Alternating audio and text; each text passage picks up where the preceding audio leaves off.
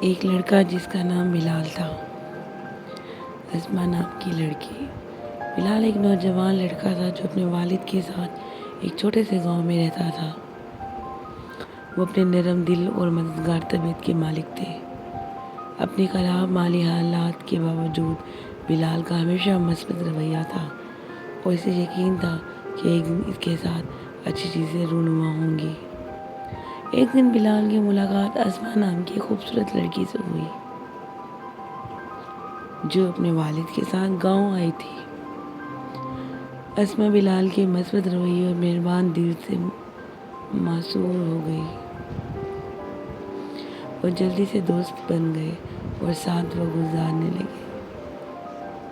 تاہم اسما کے والد کو ان کی دوستی منظور نہیں تھی۔ اس نے سوچا کہ بلال اپنی بیٹی کے لیے اچھی نہیں ہے اور اس نے اسے دوبارہ ملنے سے منع کر دیا۔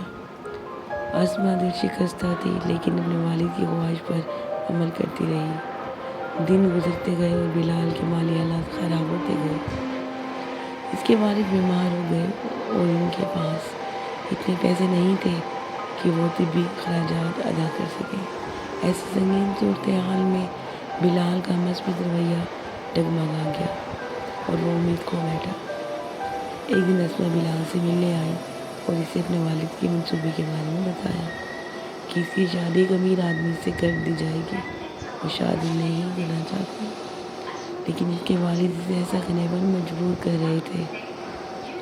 بلال نے اسما کی آنکھوں میں اداسی دیکھ کر اس کی مدد کرنے کا فیصلہ کیا۔ اس نے اسما کے والد کے پاس جا کر اسما سے اپنی محبت کے بارے میں بتایا اور اس سے شادی کے لیے ہاتھ مانگا۔ اسما کے والد کو صدمہ ہوا لیکن وہ بلال کی آنکھوں میں سچی محبت دیکھ سکتے تھے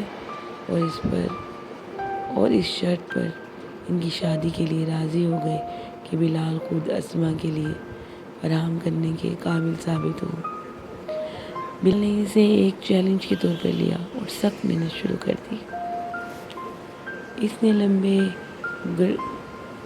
گھنٹے لگائے اور ان کی مالی حالات کو بہتر بنانے کے لیے سخت محنت کی۔